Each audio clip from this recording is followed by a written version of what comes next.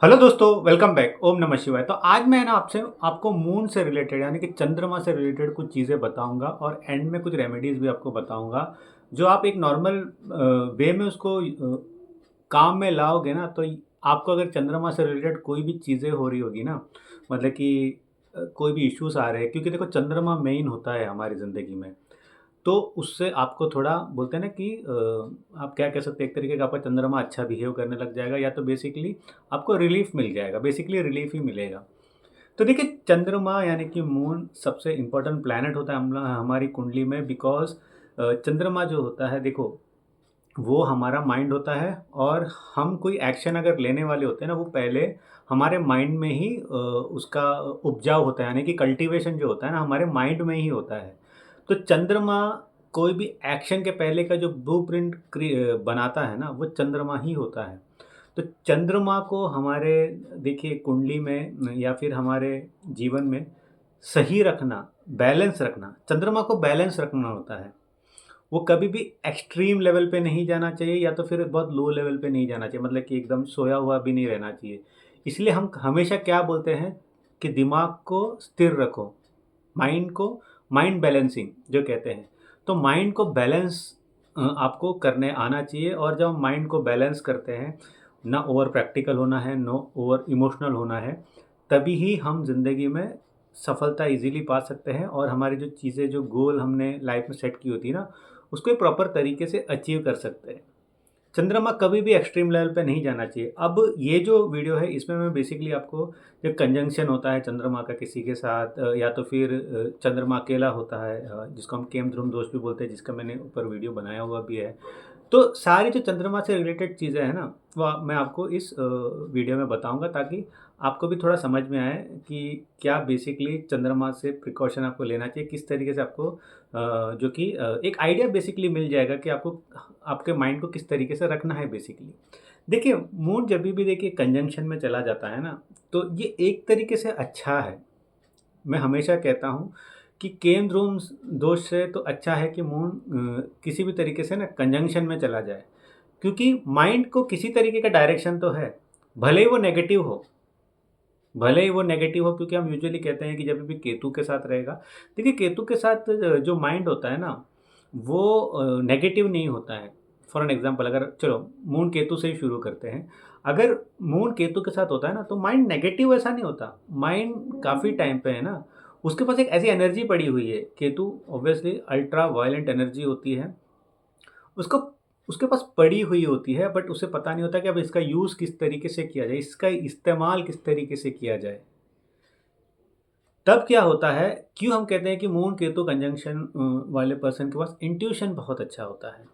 Because जब moon Ketu की energy को समझ जाएगा या तो फिर किसी भी तरीके के स्पिरिचुअल लीनियज या मेडिटेशन में चला जाता है ना, उसकी जो, ये जो हमारा जो राहु की दुनिया है, वहाँ पे इंट्यूशन पावर बढ़ने लगेगा।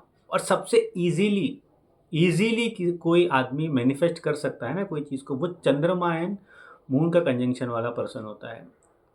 जब हम मैनिफेस्टेशन की बात करते हैं ना, मैनिफेस्टेशन मैनिफेस्टेशन काफ़ी टाइम पे हम सुनते हैं, उसको सबसे इजीली कोई अगर उसको पा सकता है ना, तो वो ये मून एंड केतु वाला पर्सन होता है। बट सबसे बड़ी प्रॉब्लम यही होती है कि ये मून एंड केतु वाले पर्सन को पहले तो आधी ज़िंदगी पता ही नहीं रहती, खास करके उसके मिड 20s में, कि बेसिकली मुझे चाहिए क्या। अगर आपको ये पता चल जाए ना कि मुझे चाहिए क्या, तब तो चीज़ें ईज़ी हो जाएगी। बट काफ़ी टाइम उन्हें पता ही नहीं होता कि चाहिए क्या। और फाइनली जब उन्हें थोड़ी बहुत दुनिया की समझ हो जाती है, थोड़ी बहुत उन्हें चीज़ें समझ में आने लगती, तब उनको पता चलता है अच्छा ये इस चीज़ पे मेरी प्रायोरिटी, मुझे इस चीज़ पे काम करना चाहिए। तब जाके आपकी चीज़ें अलाइन होती है आपकी ज़िंदगी में। और फिर जब ऑब्वियसली यहाँ पे गुरु का मिलना बहुत ज़रूरी है। देखो मून और केतु को जब भी गुरु मिलता है ना, वो दुनिया में कुछ भी हासिल कर सकते हैं, कुछ भी ज़िंदगी में हासिल कर सकते हैं। मून और केतु कंजंक्शन लेके कोई पर्सन जिसको गुरु मिल जाए। तो गुरु का बेसिकली मतलब आज की डेट में सब लोग यही सोचते हैं कि जो पौराणिक कथाओं में होता था कि साधु आता था ब्लेस, नहीं। गुरु आपका मेंटोर भी हो सकता है जो आपके ऑफिस में हो। गुरु ऐसा कोई भी पर्सन हो सकता है जो आपको सही पाथ पे लेके जा रहा हो। ऑब्वियसली ऐसा कोई गुरु जो प्रोफेशनली आपको सारी चीज़ सिखा रहा हो, जैसे एस्ट्रोलॉजिकली कोई आपको चीज़ें सिखा रहा हो, तो वो तो ठीक है। बट जो भी प्रोफेशन फील्ड है वहाँ पे हमारे जो टीचर्स होते हैं, गुरु तो होते हैं, बट जो मेन ज़िंदगी का जो गुरु होता है ना, वो बहुत लोग को नहीं मिलता है। इस वजह से कहीं न कहीं हम कहते हैं ना, गुरु की ब्लेसिंग नहीं है बोलते हैं। बट जब मून और केतु को गुरु मिल जाता है ना, वो लाइफ में रॉकेट की तरह उड़ते हैं। बट तब तक ये मून जो केतु कंजंक्शन है ना, इसकी मैं रेमेडी आपको एंड में दूंगा। इसमें सबसे बड़ी चीज़ है कि पर्सन को है ना, किसी तरीके से है ना, भक्ति भाव में जाना जरूरी होता है। सबसे पहला स्टेप तो वही है अलाइन होने के लिए। ये जो वर्ल्ड है ना, इससे अलाइन होने के लिए सबसे पहले तो भक्ति भाव में जाना पड़ेगा। फिर समझ में आएगा चीज़ें क्या क्या है क्या नहीं है, फिर आप अपने लक्ष्य की ओर बढ़ोगे। तो इस वजह से ये जो कंजंक्शन है काफ़ी टाइम पे अनडिसाइसिव हो जाता है। 7th हाउस में होगा, बहुत अनडिसाइसिव हो जाता है पर्सन, उसे पता नहीं रहता मुझे करना क्या है। शादी करूँ नहीं करूँ, शादी करूँ नहीं करूँ, शादी करने का इससे मुझे शादी करना मेरा सही डिसीजन था, बहुत अनडिसाइसिव हो जाता है। और काफ़ी टाइम पे खुद को ही ब्लेम करते रहते हैं कि यार मेरे को शायद नहीं करना चाहिए था। मतलब अगर सामने वाला ही मिस्टेक करे, खुद को ही पर्सन ब्लेम करेगा। Moon Ketu conjunction obviously friction between mother, but काफ़ी टाइम पे देखो मून केतु कंजंक्शन होता है ना, मदर इज द कारका ऑफ बैड मैरिज। मतलब आप एज अ मैन, आपकी कुंडली में मून केतु कंजंक्शन है और आपकी वाइफ आई हुई है, काफ़ी टाइम पे आप देख लेना कि सास जो होती है ना, वही अपने बेटे के कान भरती है अपने बहू के अगेंस्ट, उसको जुड़ने नहीं देती है, उसका जीना मुश्किल कर देती है। क्योंकि मदर जो है ना, बहुत ज़्यादा रूटेडली इमोशनली कनेक्टेड रहता है अपने बच्चे के साथ। तो मैंने एक ये एग्जाम्पल के तौर पे दिया कि मदर, ऐसे सिनारियो में अगर किसी कुंडली में ऐसा है और मदर सन का बॉन्ड बहुत स्ट्रांग हो जाता है, तो कभी भी सास बहू की लड़ाई हो ना, बहू कितना भी सही हो जाए, वो सास का ही सपोर्ट करेगा, यानी कि अपनी माँ का ही सपोर्ट करेगा। तो ये एक चीज़ हमेशा उठ के आती है। अब जैसे कि बात करते हैं कि moon Rahu conjunction, moon Rahu conjunction हो जाता है, जिसको देखे काफ़ी टाइम पे कहते हैं ये एक तरीके से लेफ़्ट या राइट है। या तो आदमी स्कैमर की तरह सोचेगा, या तो आदमी बहुत ज़्यादा एक तरीके से बोलते हैं ना, अच्छे माइंडसेट के साथ चलेगा।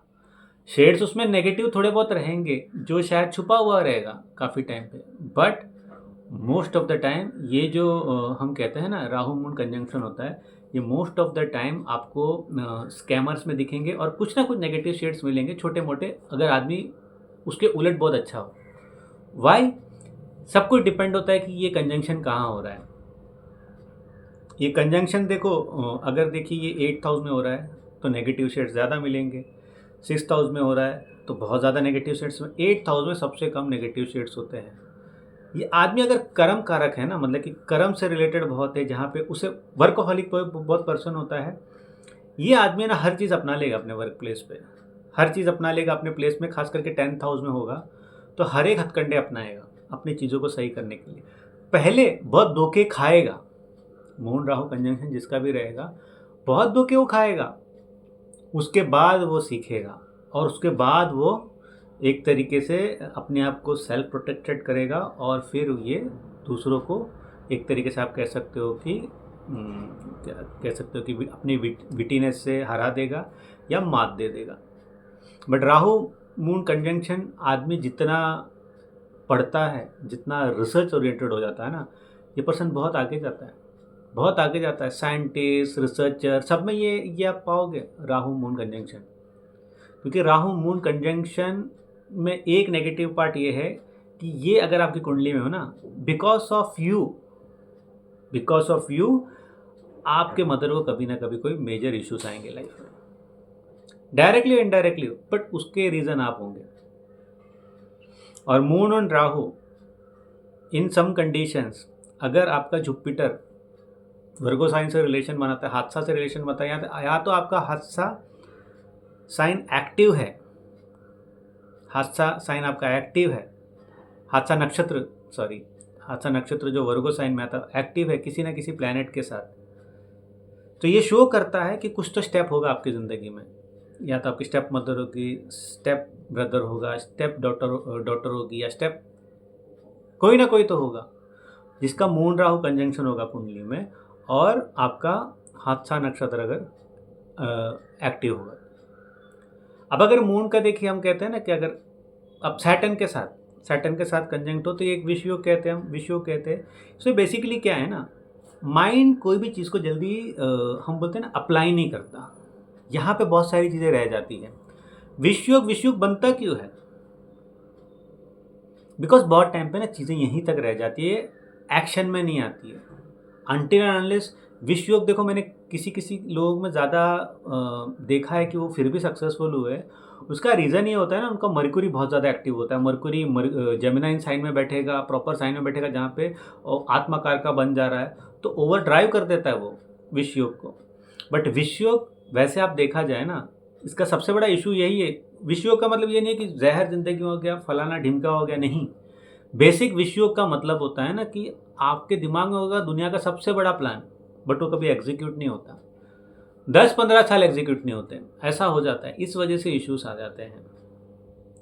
और मून एंड सैटर्न कंजंक्शन रहेगा तो आपको अपनी माँ का ख्याल कभी ना कभी बहुत पेनफुल सर्कमस्टांसिस में रखना पड़ेगा। मतलब कि ऐसे सिचुएशंस आ सकते हैं जहाँ पे माँ बीमारी पड़ी है, आप एक ज़माना ऐसा था कि आप खूब चिल मार के जी रहे थे, सारा कुछ मस्त हो रहा था, बट अब ये स्टेज आ गया जहाँ पे you have to be with your mother, आप उस चीज़ से भाग ही नहीं सकते हो। तो ऐसे सिनारियोस जो कि आपको जनरेट होता हुआ दिखेगा जब basically moon and Saturn conjunction है। देखो, मैं कुछ कुछ चीज़ें बता रहा, इसके ऊपर मैंने प्रॉपर वीडियो बनाया हुआ है। मून को एक अच्छी तरीके से एक वीडियो में समझाने का ये पूरा मैं प्रयास कर रहा हूँ, और एंड में मैं रेमेडी भी आपको दूंगा। तो आगे चलते हैं। अब जैसे मून और मार्स, मैं सारे देखो मेलिफिक प्लैनेट्स के साथ मून को पहले तो कंजंक्ट करके आपको बता रहा हूँ। जब मून मार्स के साथ कंजंक्ट हो जाता है ना, तो ब्रेन है ना हाइपर मोड में रहता है, एक हाइपर मोड में रहता है। कहीं लड़ लूँ, कहीं पिट लूँ, कहीं पीट लूँ, ये एक मोड में रहता है। बट इसी के उलट क्या होता है कि ये मून को मार्स से फीडिंग क्या मिल रही है? क्या स्पिरिचुअल फीडिंग मिल रही है? क्या डिवाइन फीडिंग मिल रही है? क्या नेगेटिव फीडिंग मिल रही है? कि हमेशा एक चिड़चिड़ापन। देखो, मून मार्स कंजंक्शन में काफ़ी टाइम पे आप देखोगे ना, चिड़चिड़ापन रहेगा। चिड़चिड़ापन, बात में एकदम से फटाक से गुस्सा आ जाना, अनटिल अनलेस मार्स बहुत ज़्यादा वीक है मून के साथ, एकदम से गुस्सा आ जाना, सडनली एकदम ओवर एनर्जेटिक होना। Moon and Mars conjunction person को कभी कभी बहुत ज़्यादा ओवर एनर्जेटिक कर देता है, खास करके तो फायरी साइन में हो ना, ओवर एनर्जेटिक कर देता है। वहाँ बोला नहीं, पर्सन उठ के आ गया, अरे कल सुबह निकलते, हाँ हाँ चलो निकलते, बैग पैकिंग शुरू कर दी। मून मार्स कंजंक्शन काफ़ी टाइम पे है ना कॉम्पिटिटिव लेवल पे बहुत काम आता है, क्योंकि मार्स मार्स एनर्जी मून को मिलता ही रहेगा, मून बहुत ज़्यादा एक्टिव रहेगा। बट ये जो कंजंक्शन है ना, ये इनसिक्योरिटी का भी है, ये डिप्रेशन का कंजंक्शन भी है। जैसे देखिए, विश्व योग में हम बोलते हैं ना कि डिप्रेशन का कंजंक्शन है, वो देखो बहुत लॉन्ग स्टेज तक चलेगा, पर्सन को रियलाइज़ नहीं होगा कि वो डिप्रेशन में जा रहा है या उसको कुछ इश्यूज हो रहे हैं, काफ़ी टाइम के बाद पता चलेगा।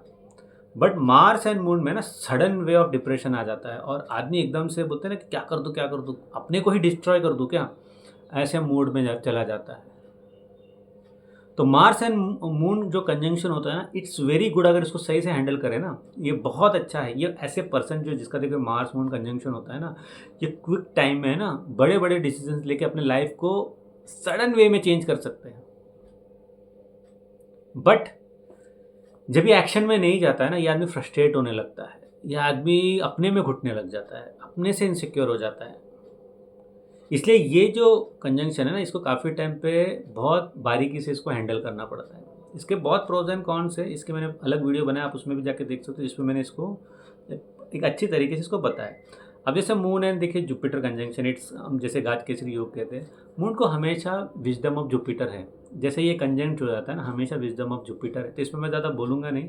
बट इसका देखो यूजुअली देखा गया है कि यूजुअली अगर लेट मैरिज का सिनेरियो होता है, जुपिटर मून कंजंक्शन नवमांश में रहता है, तो पर्सन कभी कभी लाइफ में अनमैरिड हो जाता है, वो अनमैरिड रह जाता है, अगर एक बार वो 37 की एज क्रॉस कर ले।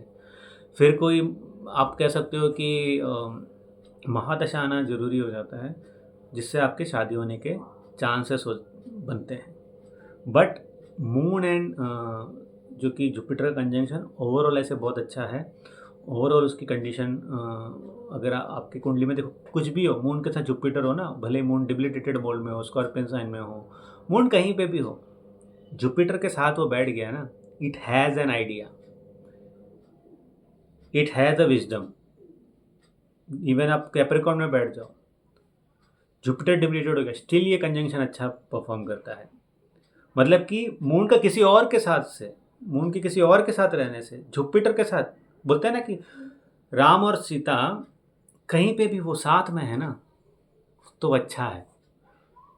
भले ही वो जंगल में हो, जंगल की कुटिया में हो, महल में हो, उस तरीके से होता है ये कंजंक्शन। हाँ, अब ये कंजंक्शन किसी के लिए बहुत अच्छा काम करेगा, बहुत बुरा काम करेगा, all depends on the placement and aspect. अब मून को हम एक तरीके से देखिए, जैसे वीनस के साथ है, वीनस के साथ यूजुअली मून को कहा जाए सबसे इनसिक्योर जोन होता है। पर्सन सबसे ज़्यादा इनसिक्योर है ना, मून वीनस कंजंक्शन में होता है। प्रॉपर्टी को लेके, मेटेरिस्टिक हैप्पीनेस, मेटेरिस्टिक हैप्पीनेस है तो इमोशनल लव है कि नहीं, इमोशनल लव है तो मेटेरिस्टिक हैप्पीनेस का क्या होगा, दोनों है तो तीसरा कुछ, दोनों है तो तीसरा मेरे को अच्छा समझ रहा है कि नहीं, प्यार मुझे कर रहा है कि नहीं, सोसाइटी मेरे को क्या कर रही है, एक अनसिक्योर जोन में जाने का। बहुत कुछ मून वीनस कंजंक्शन होता है ना, वो सोसाइटी से अपने को कनेक्ट करने, सोसाइटी मेरे बारे में क्या सोच रही है, ये वाली चीज़ हो जाती है। अब अगर देखिए मून 3 मेलेफिक के साथ बैठ गया, for an example Saturn, Mars, Rahu, Ketu किसको पढ़ ले, तो माइंड हमेशा एक प्रेशर में रहेगा, हमेशा एक प्रेशर में रहेगा। देखिए एक सीरियल किलर था, टेड बंटी, टेड बंटी आपने सुना होगा, इसके ऊपर मूवी बनी थी। बहुत बड़ा सीरियल किलर था, मतलब कि बहुत हैंडसम सीरियल किलर था, मतलब बहुत हैंडसम भी दिखता था वो, मतलब उसको देख के ही लड़कियां फिदा हो जाती थी, रैंडम वो बात करता था, फिर वो उसी का खून करता था। टेड बंटी जो था उसकी कुंडली में 4th हाउस में 5 प्लैनेट से इंक्लूडिंग मून, और ये स्कॉर्पियन साइन में था। वो कभी भी अपने जो बचपन में जो चीज़ें हुई थी ना, आप उसका पूरा स्टोरी पढ़ो। देखिए जो भी एस्ट्रोलॉजी प्रैक्टिस करते हैं ना, सबसे पहले तो आप स्टोरी पढ़ा कीजिए। कोई भी कुंडली देखते हो ना, पहले बैकग्राउंड देखिए, फिर उसके चार्ट को देखिए। तो बैगेजेस होते हैं स्कॉर्पियन साइन, मतलब स्कॉर्पियन साइन में मून को एक तरह से ख़राब क्यों बोला जाता है, द रीज़न इज़ दैट कि जो पीछे घटा है ना, उसको पर्सन जल्दी ओवरकम नहीं करता है, वो रखता है, पाइल अप होता है। तो टेड बंटी के साथ वुमन रिलेटेड चीज़ें बहुत सही नहीं थी। अब उसकी स्टोरी पढ़ो, बहुत सही नहीं थी। 5 प्लैनेट थे, तो जैसे जैसा वो बढ़ता गया, जैसे जैसा बढ़ता गया, वो पाइल अप होता गया, और जब वो सोसाइटी में, आपको पता है टेड बंटी कहाँ तक पहुँचा था, एक नॉर्मल सा बंदा, वो व्हाइट हाउस तक पहुँच गया था। मतलब अपने वर्क के थ्रू, अपने एफर्ट के थ्रू इतना वो केपेबल हो गया था, यही मून को ड्राइव करके बाकी प्लैनेट के साथ, वो पूरी एनर्जी को लेके। बट जब वो वुमेन्स के साथ इन्वॉल्व हुआ, ट्रिगर होने लगा, फिर वो ये एक्ट शुरू कर देता है ऑफ किलिंग वुमेन्स, और फाइनली देखो उसको मौत की सज़ा हो जाती है, ये सारा जो चीज़ भी है।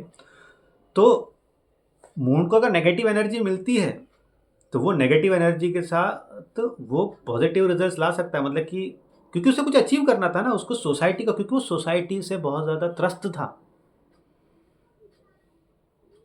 और मून के साथ इतने ज़्यादा प्लैनेट होने की वजह से वो त्रस्तता से बाहर निकलने के लिए वो मून वो ही नेगेटिव एनर्जी यूज़ कर रहा था एक तरीके से, कि आगे बढ़ना है, आगे बढ़ना है। क्यों हम बोलते हैं तमाशे प्लैनेट 2-3 साथ में बैठ जाए ना, कोई टारगेट रख लो ज़िंदगी में, फटाक से ऊपर निकल जाओगे। वो बाधक नहीं बनते, वो कारक बन जाते हैं फिर, क्योंकि नेगेटिव प्लैनेट जो हम मेलिफिक प्लैनेट्स बोलते हैं ना, इसको कोई भी किसी भी तरीके का टारगेट दे दो ना, वो आपके बाधक कभी नहीं बनेंगे, वो आपको ऊपर पहुंचाने का काम करेंगे, क्योंकि उनके पास वो एक्स्ट्रा एनर्जी होती है to compete in this world. तो इस वजह से था। बट जब एक बार सारी चीज़ें अचीव हो गई, फिर बैकलॉग शुरू हो गया उसका, और बाद में कांड शुरू हो गए। और आई थिंक वो सारा जो ये कर रहा था ना, मरकुरी महादशा में कर रहा था, वो मरकुरी महादशा में कर रहा था।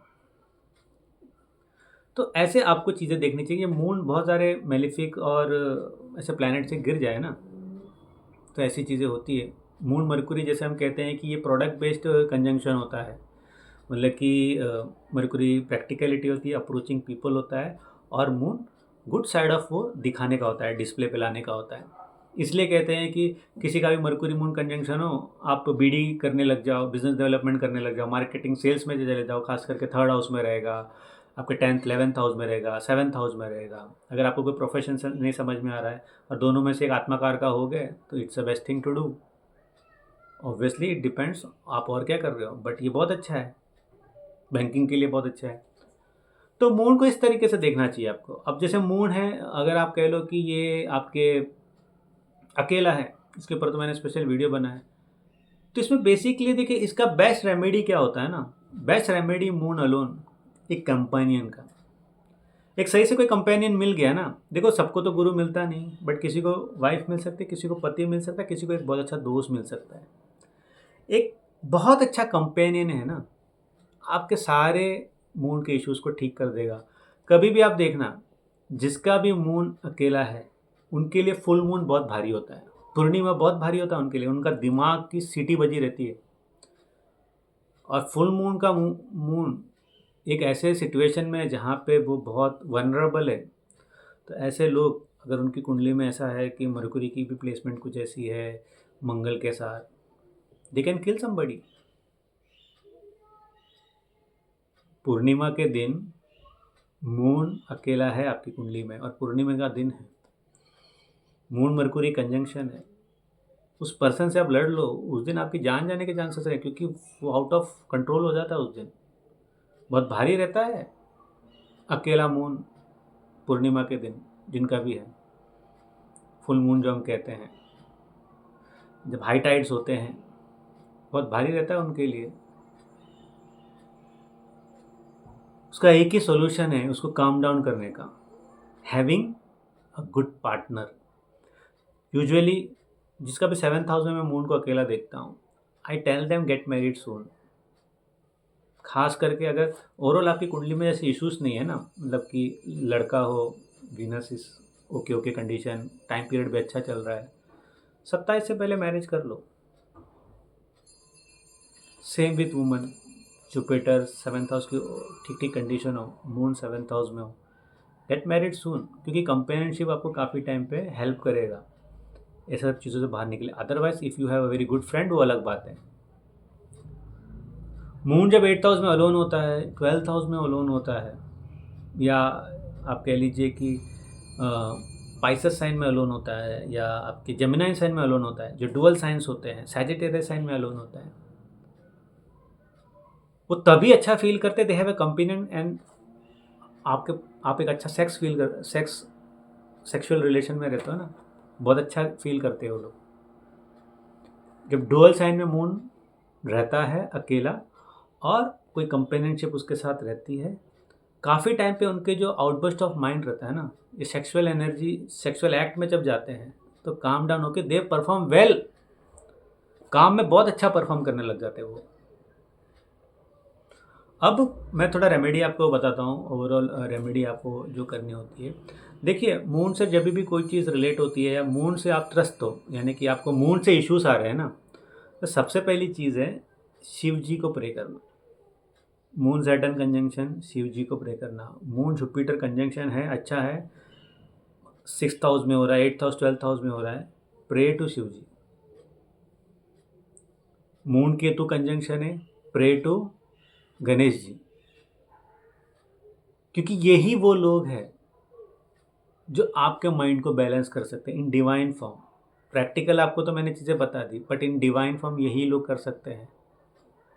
शिव जी के सर पे है ना मून बैलेंस्ड, हमेशा शिव जी आप जल चढ़ाइए, दूध चढ़ाइए, इट वर्क्स, काम करता है वो। शिव स्तोत्रम पढ़िए। जिसके 3rd हाउस 11th हाउस में मून अकेला है, या मून केतु के साथ कंजंक्ट है, या राहु के साथ कंजंक्ट है, या 12th हाउस में है, pray to Kali, pray to Kaal Bhairav, मतलब कि उनको आपको प्रे करना चाहिए, या उनके टेम्पल एक बार विजिट करना चाहिए हर 6 महीने में। Moon Rahu moon Ketu conjunction आपकी कुंडली में रहता है तो ये आपको मैला करता है। एस्ट्रोलॉजी कहती है कि ये आपको मैला कर देता है, आपके विचार को मैला कर देता है, काफ़ी टाइम पे आपको सद्बुद्धि नहीं देता। तो frequent visit of spiritual places, मतलब कि आपको फ्रीक्वेंट विजिट करना चाहिए स्पिरिचुअल प्लेसेस में, जैसे कि देखिए ज्योतिर्लिंग, या तो फिर जो हमारे शक्तिपीठ होते हैं वहाँ आपको करना चाहिए। और वहाँ कोई रिवर होता है ना, रिवर होता है जैसे कि यूपी, एमपी, यहाँ पे बहुत सारे होली रिवर्स हैं, तो उसमें डुबकी लगाओ। जो देखो हमारे शास्त्र तो बोलते हैं ना, होली रिवर में डुबकी लगाओ। Moon Mars conjunction, Hanuman ji, meditation, yoga. Moon Mars जिसने योगा कर लिया ना, वो अपने लाइफ को रीडिफाइन करने लगता है इन ए गुड वे।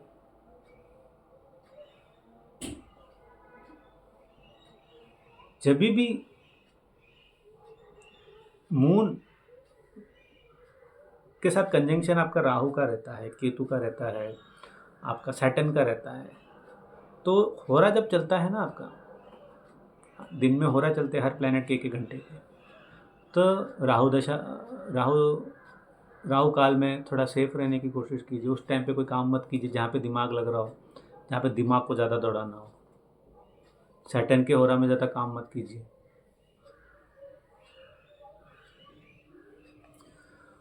मून से अगर आप त्रसित हो ये सारी चीज़ों से, कोई ना कोई देखो, बहुत इसमें एक चीज़ मैं भूल गया, जैसे मून एक्सॉल्टेशन के बारे में बात कर ले। जैसे कि मून को जो एक्सॉल्टेशन हम बोलते हैं टॉरस साइन में, उसमें भी अगर मून अकेला रहता है ना, most of the time you struggle in life, आप लाइफ में स्ट्रगल करते हो। मून वो, हाँ एक्सॉल्टेशन ठीक है, एक्सॉल्टेशन में यही होता है कि आपके साथ कितना बुरा हो रहा है, लोगों को ज़्यादा पता नहीं चल रहा है आपकी ज़िंदगी में इतना इश्यूज़ हो रहे हैं, इतना इश्यूज़ नहीं हो रहे, आप हमेशा बैलेंस दिखते हो, एकदम काम अपर से, पर अंदर बहुत कुछ चल रहा होगा। तो वो भी इतना अच्छा नहीं है। मून का एक्सॉल्टेशन हो गया एकदम बहुत अच्छी बात है, मून अकेला अच्छा कर लेगा, नो। मून वहाँ पे भी त्रसित है, बिकॉज ऑफ केम ध्रुम दोष ही है। वहाँ पे भी कंपेनियनशिप में ही आप अपने आप को वेल डिफाइन कर सकते हो। तो ये था मून कंजंक्शन बहुत सारे प्लैनेट्स के साथ कैसा रिजल्ट देता है करके, और इसके मैंने थोड़ी बहुत रेमेडी बता दी। देखिए रेमेडी ये एक मैंने जनरलाइज बताए हैं, कुछ लोगों के लिए अकॉर्डिंग टू देयर कुंडली, अकॉर्डिंग टू उनका जो चल रहा है उस हिसाब से थोड़ी रेमेडी में और फ़र्क आएगा। तो होपफुली ये वीडियो आपको अच्छा लगा होगा। अच्छा लगा तो ज़रूर लाइक कीजिए। अगले वीडियो तक मुझे इजाज़त दीजिए।